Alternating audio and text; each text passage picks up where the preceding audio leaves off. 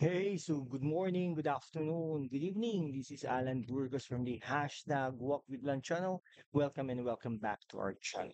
Okay, so if you are not yet subscribed to our channel, please do it so now so that you can be a part of this growing family. We are now 7,452 subscribers. Thank you so much. God bless you all. Keep on helping, keep on sharing, and keep on subscribing to our YouTube channel, hashtag Walk with Land channel. Okay, so ano po natin, no? Pag-usapan po natin, um, ito po, no? Kasi sa Senado po, pag-usapan po natin to, Senado, no? Um, Diyan po sa Senado, kaya po maganda na ang iluklok diyan ay well-experienced na lawmaker. Pag sinabi nating lawmaker, pwedeng ano yan, no? Pwedeng senador ka na o congressman ka, naging konsehal ka, vice mayor, vice governor, yung mga posisyon na yun ay talaga nang naghuhubog, no? O nahubog na sa lawmaking. Okay? May experience na sila kumbaga.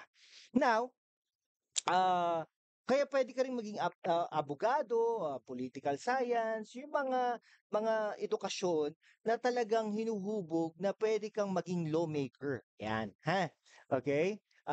Kaya lang ang nakakalungkot lang po sa atin, in the recent years, naghahalal po tayo ng mga artista, ng mga broadcaster, yung mga singer, yung mga gano'ng bagay 'no.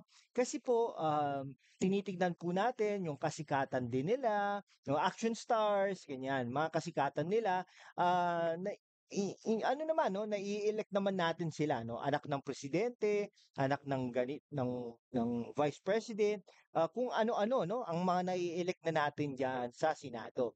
No, in the past, yung mga nai-elect natin diyan talagang mga statesmen and women kumbaga 'no, mga abogada, experienced lawmaker, they can be able to talk seamlessly, firmly dun sa kanilang mga topics.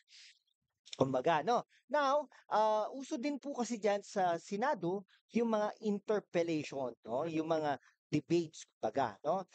'Pag ikaw gusto mong gumawa ng batas, hindi basta agad-agad na napapasa yan, no? Dumadaan yan yan sa first reading, committee hearing, second reading, third reading, no? Meron pang committee as a whole, umaano pa yan sa mga iba't ibang mga committees. Kumbaga, gano'n, no?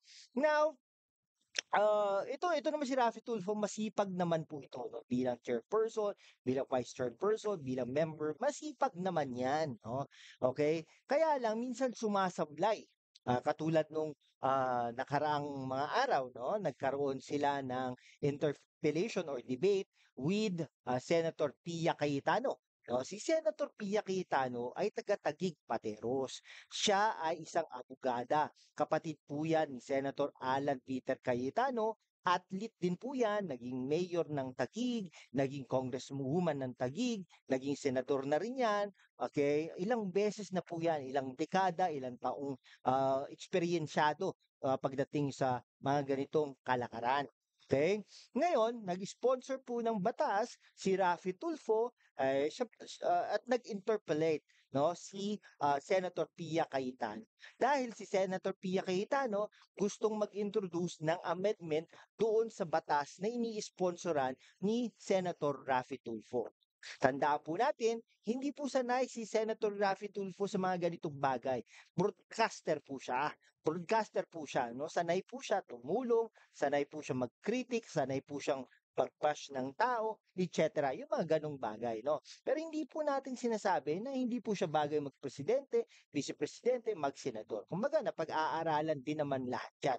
Pero, dun sa ano na to, dun sa sitwasyon na to, event na ito, lumabas ang kahinaan ni Senator Raffy Tulfo versus kay Senator Pia Cayetano. Dahil nga po, hindi po parang hindi masagot ni Senator Raffy Tulfo ang mga katanungan ni Senator Pia Cayetano ng Taguig Pateros. Okay, si Senator Pia Cayetano nung nagtanong, no, hindi maisagot, no, sabi ni Senator Raffy Tulfo, sige, mag-ano na kami, mag-introduce na kami ng amendment, no, para lang sa iyo. Senator Pia Cayetano. So sabi ni Senator Pia Cayetano, hindi ganyan, wag ganyan. Hindi ka mag-i-introduce ng amendment dahil lang sa akin. Sagutin mo ang aking katanungan.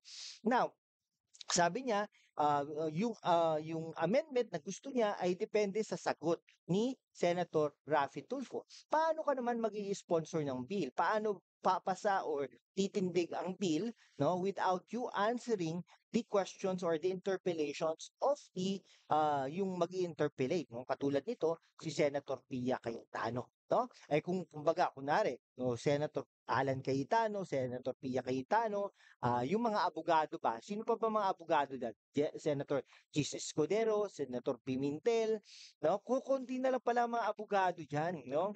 Pero hindi naman natin sinasabi si Senate President Subiri ay talaga namang magaling din naman. Senator Joel Villanueva, Senator Grace Poe, Nancy Binay, yung mga senators na ganyan, no? Tolentino, si Tolentino po pala ay Senator Bongo, Bato de la Rosa, they are not lawyers. Pero some of Bong Revilla nandiyan, no? Bong Revilla, si Lito Lapid, no? Ano namang ang laban nila dun sa mga abogada. Pero kita nyo naman, no? May mga batas po yan na ipapasa.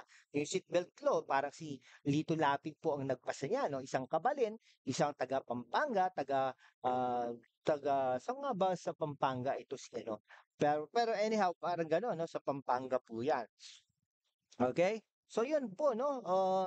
O kung kayo po, no, may katanungan po kayo, mag-comment lang po kayo dyan, no? So tingin niyo po ba parang walang alam si Senator Raffy Tulfo laban kay Senator Pia Cayetano? Yan.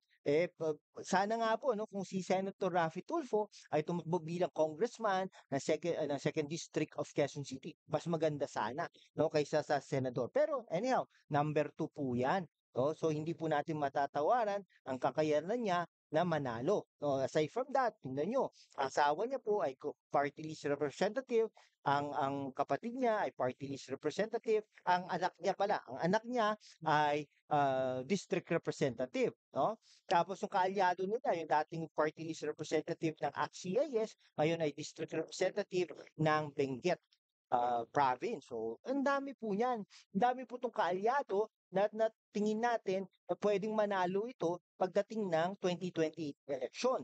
Okay? Actually, number 1 na siya sa pagkapanguluhan sa mga surveys na ito. Okay? Sige po, magbasa lang po tayo ng mga comments para makita natin ang mga komento ng ating mga kababayan, no? Oh, sabing ni Jose, no? Tama na, wag na dagdagan pa ang BB sa Senado. Wow, judgmental ah. Hindi ko iboboto si Ipe, magkakalat lang yan katulad ng Padilla. Siyempre naman, magkakalat po talaga yan. So, same with Raffy Tulfo. Pero hindi natin sinasabi nagkakalat per se, baka hindi lang po nakapag-aral during that time, no? Pero mabait naman ito, magaling din naman ito si Raffy Tulfo. Robin Padilla, ganun din po. Pero next time around, let us expand our mind. Sabi, let us expand our brain. Sabi nga ni First Lady Lisa Araneta Marcos. Okay, sige, hanggang dito na lang po mga kaibigan ko, no? Kung hindi ka pa nakapag-subscribe kaibigan, mag-subscribe ka naman so that we can be able to maintain and sustain this channel. Thank you so much guys. God bless you all.